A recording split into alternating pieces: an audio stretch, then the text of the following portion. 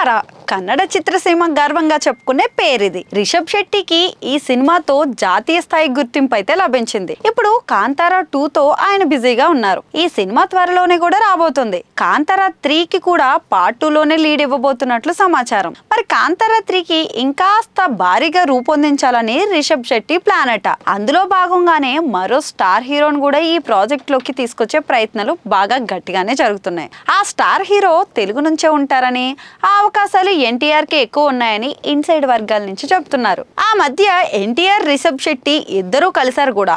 ఆ సమయంలోనే కాంతార 3కి సంబంధించిన చర్చలు జరిగినట్లు తెలుస్తోంది. కాంతార 2లోనే ఎన్టీఆర్ కి సంబంధించిన లీడ్ కూడా ఉండొచ్చంట. కాకపోతే పార్ట్ 3 ఇప్పట్లో ఉండదు, కాస్త టైం పడుతుంది.